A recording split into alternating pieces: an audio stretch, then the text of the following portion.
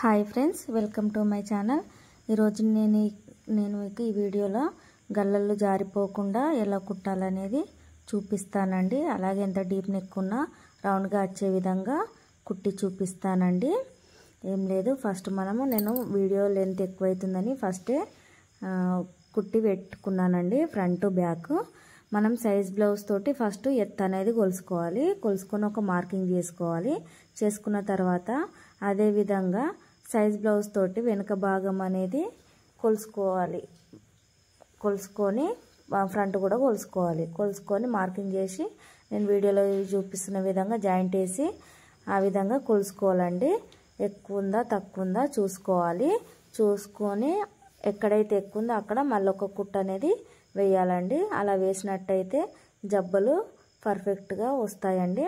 వేసిన తర్వాత మిగిలిన క్లాత్లో మనము క్రాస్ బట్ట అనేది క్రాస్గానే కట్ చేయాలండి. స్ట్రైట్గా కట్ చేయొద్దు.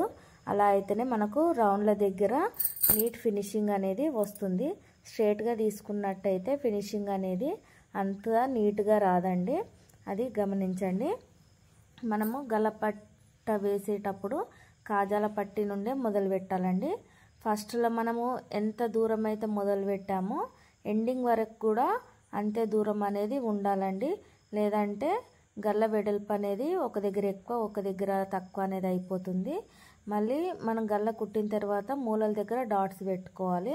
పెట్టుకున్న తర్వాత మనము మిగిలిన క్లాత్ని లోపలికి మడుచుకుంటూ అంతా ఒకే విధంగా వచ్చేటట్టు మనము ఫోల్డింగ్ అనేది చేసుకోవాలండి. ఫస్ట్ నుంచి లాస్ట్ వరకు ఒకే విధంగా మలుచుకోవాలి.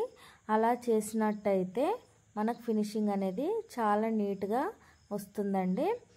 అలా ఫోల్డ్ చేసిన తర్వాత ఎక్స్ట్రా క్లాత్ ఏదైతే ఉందో అది నీట్గా కట్ చేసుకోవాలి. అలా కట్ చేసుకుంటే హెమ్మింగ్ చేసిన తర్వాత బ్లౌజ్ అనేది చాలా నీట్గా ఉంటుందండి. నేను చెప్పిన విధంగా ఒకసారి మీరు బ్లౌజు కట్ చేసి చూడండి, హెమ్మింగ్ చేసి చూడండి ఎంత నీట్గా ఉంటుందో.